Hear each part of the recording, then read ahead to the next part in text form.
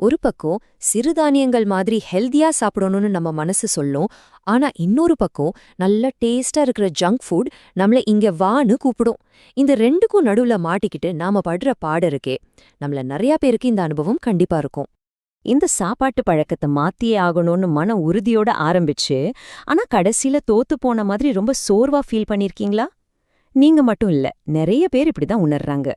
இதுல என்ன ஒரு சிக்கல்னா, மன உறுதிய மட்டும் நம்பி நமக்கு பிடிக்காத சுவையில்லாத ஒன்ன கட்டாயப்படுத்தி சாப்பிடும்போது நம்ம பாடியில கார்டிசால்னு ஒரு ஸ்ட்ரெஸ் ஹார்மோன் அதிகமாகுது. அப்போ ஹெல்த்தியா சாப்பிடணும்னு நினைச்சதே வேஸ்டா போயிடுது இல்லையா? சரி வாங்க, இத பத்தி இன்னும் கொஞ்சம் ஆழமா பார்க்கலாம். முதல்ல இந்த ஏக்கப் போராட்டம்னா என்னன்னு புரிஞ்சுக்கலாம். அப்புறம் பிரச்சனையோட ஆணிவேர் எங்க இருக்குன்னு பாப்போம். அதுக்கடுத்து சயின்ஸ் இதுக்கு என்ன தீர்வு சொல்லுதுன்னு தெரிஞ்சுக்கிட்டு, கடைசியா எந்த மன அழுத்தமும் இல்லாம ஒரு பேலன்ஸ்டு லைஃப்க்கு என்ன வழின்னு கண்டுபிடிப்போம். முதல் பகுதியில இந்த ஏக்கப் போராட்டத்தை பத்தி தான் பார்க்க போறோம். அதாவது ஏன் நமக்கு இந்த சுவையான உணவுகளுக்கும் ஆரோக்கியமான உணவுகளுக்கும் நடுவுல இப்படி ஒரு மனப்போராட்டம் நடக்குதுன்னு புரிஞ்சுக்க போறோம். அடுத்து இந்த போராட்டம் ஏன் நமக்கு இவ்ளோ கஷ்டமா இருக்கு, இதுக்கு பின்னாடி இருக்கிற சில கட்டுக்கதைகளையும் நம்மளோட தப்பான புரிதல்களையும் உடைச்சு பிரச்சனைக்கு உண்மையான காரணம் என்னன்னு ஆணிவேர் வரைக்கும் போய் பார்ப்போம். முதல் பிரச்சனையே நம்ம மனசுல தான் ஆரம்பிக்குது. இங்க பாருங்க, நாம சிறுதானியங்களை உடம்புக்கு நல்லதுங்கிறதால ஒரு கசப்பு மருந்து மாதிரி பாக்குறோம். ஆனா ஜங்க் ஃபுட்ட நம்ம நாக்குக்கு நாமளே கொடுத்துக்கிற ஒரு ரிவார்ட், ஒரு பரிசு மாதிரி நினைக்கிறோம். இந்த மருந்து வர்சஸ் பரிசு அப்படிங்கிற எண்ணம் தான் நாம செய்யற முதல் தப்பு.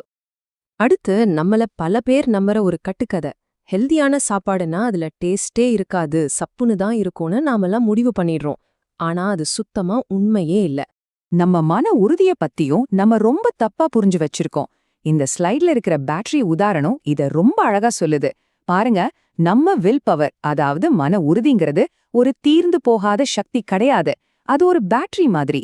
நீங்க அதை ரொம்ப பயன்படுத்தினா சார்ஜ் இறங்கிடும். அப்போ உங்க மூளை என்ன பண்ணும்? ஆட்டோமேட்டிக்கா அதிக கலோரி இருக்கிற உணவை தேடி ஓடும். கடைசியா நம்மளோட எதிர்பார்ப்புகள் ரொம்பவே நியாயமில்லாம இருக்கு. சிறுதானியங்களை ரொம்ப அதிகமா ப்ராசஸ் பண்ணின உணவுகளோட ஒப்பிடுறது பெரிய தப்பு.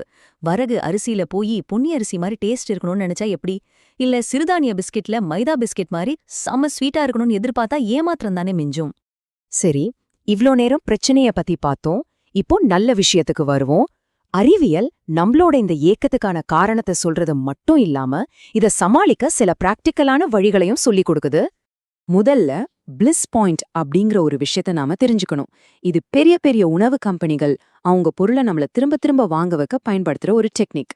உப்பு, சர்க்கரை, கொழுப்பு, இது மூணையும் ஒரு பெர்ஃபெக்டான அளவுல கலந்து நம்ம மூளையில டோபமைன்னு ஒரு கெமிக்கலை சுரக்க வைப்பாங்க. அதனால நமக்கு ஒரு ஏக்கம் உண்டாகும். இது உங்க தப்பில்ல, இது சயின்ஸ். சிறுதானியங்களோட இயல்பே கொஞ்சம் வித்தியாசமானது. அதுல இயற்கையாவே கொழுப்பும் குளூட்டனும் கம்மியா இருக்கும்.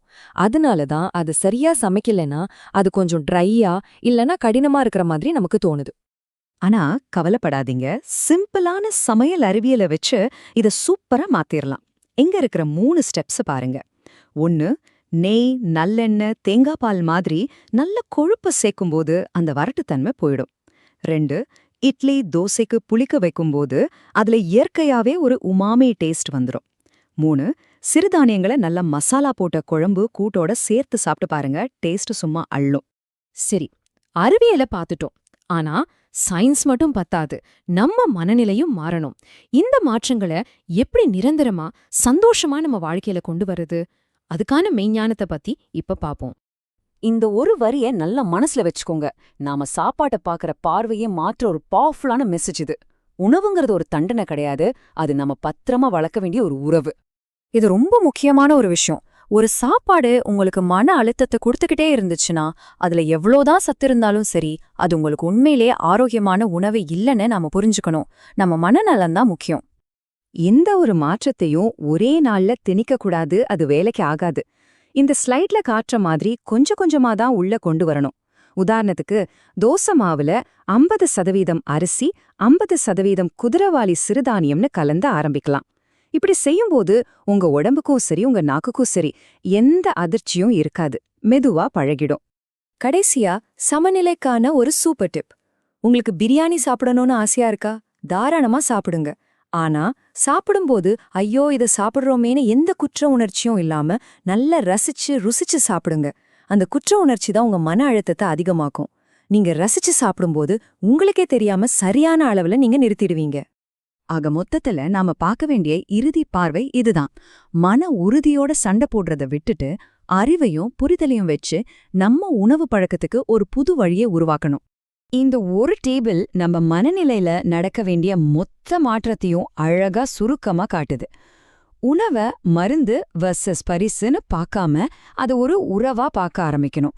மன உறுதிய வச்சு கட்டுப்படுத்துறத விட்டுட்டு சமையல் அறிவியலை வச்சு சுவைய கூட்டணும்.